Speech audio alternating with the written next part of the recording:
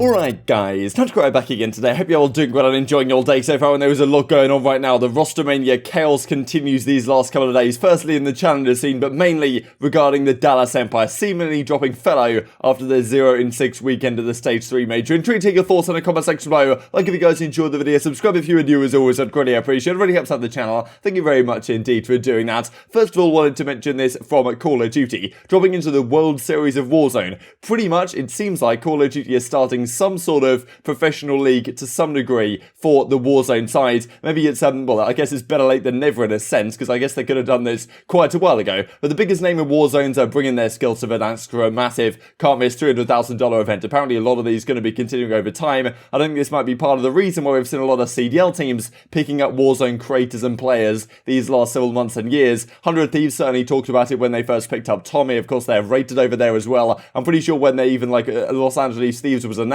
Nate was saying that they were even looking into like COD Mobile and stuff to bring on teams for other leagues that might be cropping up. So interesting to see. We'll have to keep an eye on how this one develops, and maybe you can have some cross-pollination effects with the Call of Duty League as well, which I'm sure we would love to see. So let's dive into some of this, the craziness that is Rostermania at the present time. Firstly, in challenges, I mean, things are such a minefield down in challenges that it's tough to cover. I saw Crone having a tough time covering all the changes because he was talking about one change, and then just a couple of hours later the teams were completely different, as we'll get into right here. So firstly, it looked like Decemate was going to be joining Saints, Diamondcon and Spart, which is pretty much the Subliners Academy. Now though, it seems like the Subliners Academy is basically just like, well, exploded or imploded, or whatever you want to say. Not sure if he's officially signing with them or just playing with them, because ProLuke is, becomes a free agent. We see these types of tweets come out every single day on the challenger side. And then Parasite says this, right? So it seems like Parasite once again kind of got sketched on in a sense. I mean, you can understand the move, I guess, from Methods here in sight. That's Zinni and Jerry. But as well, Parasite says, free agent for challengers, Zinni and Jerry took a guaranteed elite spot on UT crew. Let me know, I've been playing some of my best COD these last few months. So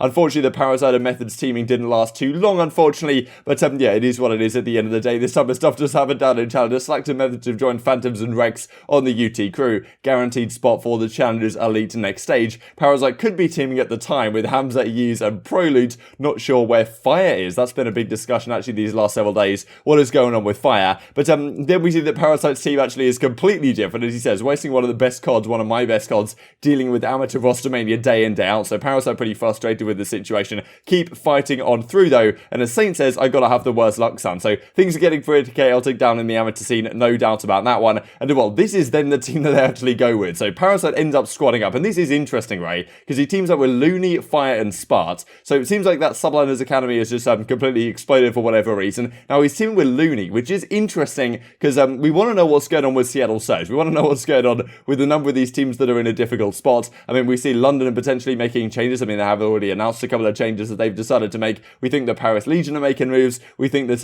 well, we're wondering if the Dallas Empire are making a move. We'll talk about that in a second. But also, the Seattle Surge are a big deal. And we thought, okay, the fact that Decimate's now out the team, are they just going to bring back Loony from their bench? Is that a move they want to make? Apparently not, because now Loony is going to be playing with the Parasite, well, Parasite and his boys down here in the challenger side. And as, Crone says, I'm tweeting about challengers rosters until tomorrow. They changed about 7 times today. As Loony says, look, excited to compete again, ready for the challenge that the pit does bring it down there. So clearly Seattle looking for other options other than bringing back their substitute, which is, well, pretty insightful indeed when we go on to talk about what could potentially be going on. Because of course, yesterday, one of the major discussions was, could Doug potentially be joining the Seattle Surge? This was a tweet that came out earlier in the day from Yeast when he was teaming at the time with Parasite, ProLute and Hamza. There was the squad, but no longer the case. We're up against, well, the new, actually, as you can see, London Royal Ravens with Afro and Alex. I think Afro right now still stuck in the UK. Maybe he'll be out in the States in just a couple of days' time, given his visa has now been approved. But as Doug says, sheesh, congrats on joining Seattle, delete,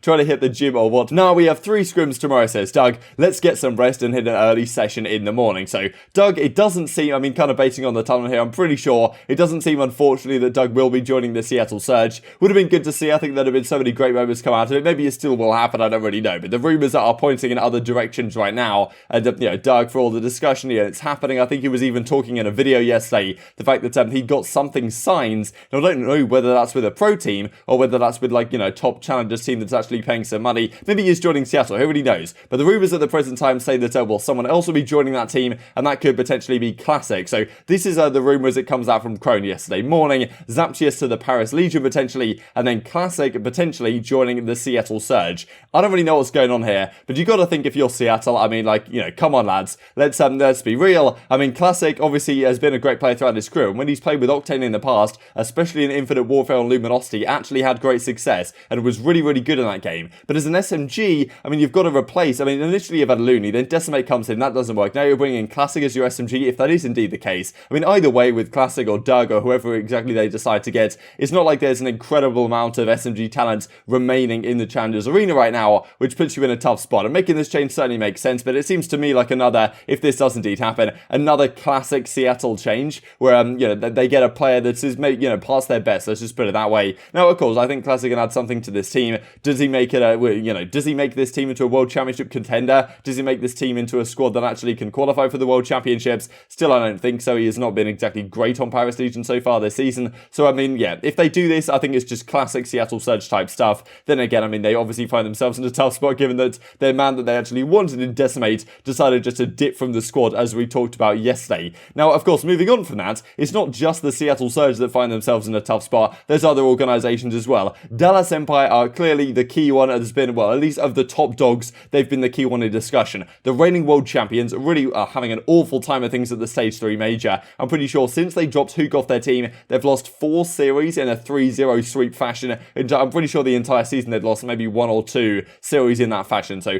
pretty ugly things have been going for them as of late, especially because of the Major. They didn't even win a map. They played FaZe first of all, obviously that's pretty tough. Then they played OpTic, a very hot OpTic in the losers bracket. But you got to win a map right in a couple of those series if you want to be considered a competitive team. And right now in terms of power rankings, they were like 2nd, 3rd early part of the season. Now they're 5th, 6th, maybe even lower, right? It's kind of tough to put too many teams above them in the power rankings at the present time. But still, Dallas obviously not finding themselves in a good spot, especially given the fact that, you know, the talent they have on their team in theory. Shotzzy's playing spectacularly, and well, clearly they've decided we've got to make some sort of change right here. Now, of course, they've got rid of Huke, right? This is the crazy thing to me. The screen says, hearing that Felo has likely been benched by the Dallas Empire will head back to Challengers. Dallas could be making a move. Now, what this sounds like to me is that, okay, Crimsix is going to stay as the main AR. Felo is now going to move down back to Challengers, and therefore they need someone else to come into the team. The ideal person to come into the team would, of course, you'd imagine to be Huke, but unfortunately, Huke is long gone, and I can't imagine they're going to use the Huke money that they got from Los Angeles Thieves to buy him back for Los Angeles Thieves or anything like that. So this was the whole discussion about Dallas, was the fact that, okay, yes, they're making this move for Felo and getting rid of Huke or whatever, because you're looking at the minimap, and apparently the minimap now looks better without Huke, but at the end of the day, you don't really have a backup plan if this team doesn't work out. Clearly, it hasn't worked out. They've decided to make this change. Now, as I say, I think that the fact that Felo is leaving probably means that ILLey, who has been very uncomfortable on the SMG so far since he's joined that role, is probably going to have to go back to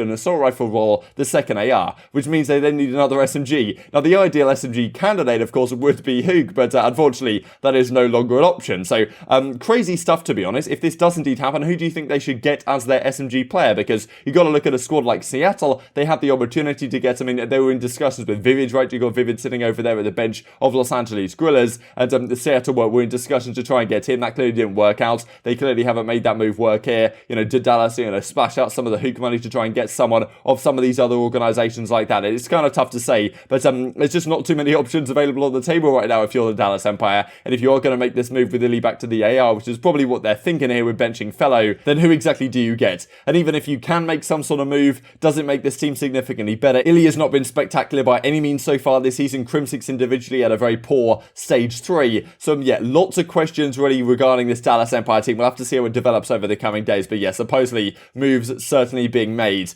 And well, probably about time, to be honest, for them. I mean, they made this move in kind of the early part of Stage 3. Clearly has not worked out for them. And well, things are going to have to change quite significantly. Now, speaking of Seattle and speaking of some bench players, thought this was kind of crazy from the came out on the flank last night. I haven't got the opportunity to watch the whole thing yet, but this was pointed out to me. Asim says in the chat, I asked Seattle to be a bench player last season. They didn't even want to sub. You've got to think they should have done. Crazy to see, right? Because Asim at the start of this season, there was so much discussion from, other commentators really of the scene. The fact that, okay, yeah, why is Asim not getting a spot? This guy's so talented. He does all the dirty work for the Minnesota Rokkr that he did last year. Definitely deserves a spot somewhere as an SMG. Finally, New York decided to pick him up. I mean, I think they were meant to have Hydra, and then because Hydra couldn't get out there, they got Asim instead, who has been so good for them, of course, so far this season. And now Asim saying, look, I asked Seattle, look, get me on your bench, right? But they decided not to do so. And now, of course, they find themselves in a very tough spot. So you got to think they should have made a move in that direction. Wanted to finish off the video with a couple of very interesting things, especially given we're talking about, okay, Seattle, talking about Dallas, the tough times that they have had. These are the hardpoint records, well, the records for all the game modes here in Stage 3. So, of course, Subliners 12-2, absolutely ridiculous stuff. Down here at the bottom, we've got Surge at 2-8. You've actually got Empire at 5-5, to be fair, so not absolutely tragic. FaZe actually at 9-9, which is pretty remarkable to see, but their other game modes have been absolutely ridiculous. And this is kind of the thing for FaZe, right? Even if they're a little bit suspect in one of the game modes, they're always going to be very, very good in the other two, and that's going to be enough to get you over the line, probably at the championship, at the major, especially if your Search and Destroy is very good, as it was for them this stage. In terms of Search and Destroy, then 12-6 for FaZe, and down here at the bottom, we've got Empire at 3-5, you've got a Paris Legion at 1-5, you've actually got the Surge weren't too bad at 3-4, but yeah, their other game modes were pretty woeful indeed. Of course, OpTic turned up towards the end, but yeah, in terms of Search and Destroy, it was really FaZe and Ultra taking over in this one, and then this is the, well, this is Control, Ultra 8-1, they just dominated until right at the end of the stage, when FaZe beat them on Garrison Control, right at that final match that they played at the major. But then you've got down here, this is kind of telling to me, Empire, I mean, Empire was so good at Control right at the start of the season. They would have so many great moments on Raid Control especially, that have so many clutch games. I mean, we remember the one against Minnesota Rokkr, the 0.1 second game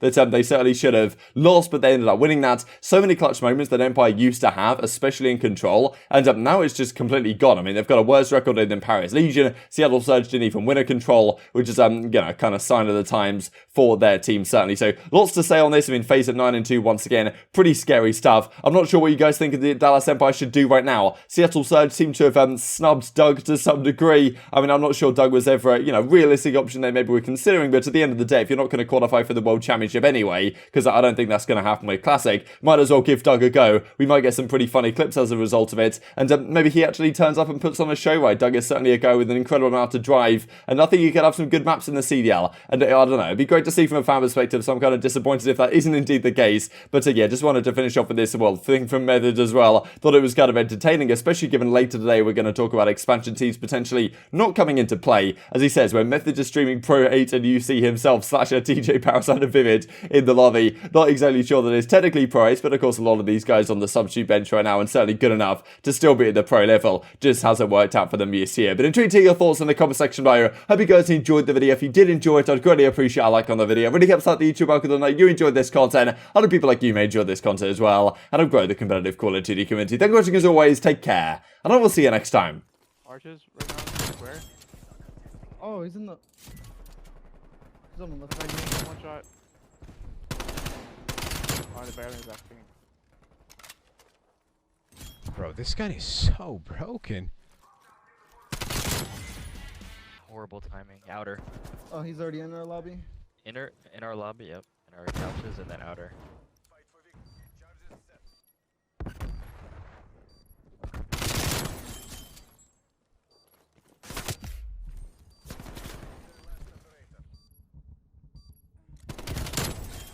No way, that guy again. You guys here? Hey, you iced up. Like that. I got us, boys.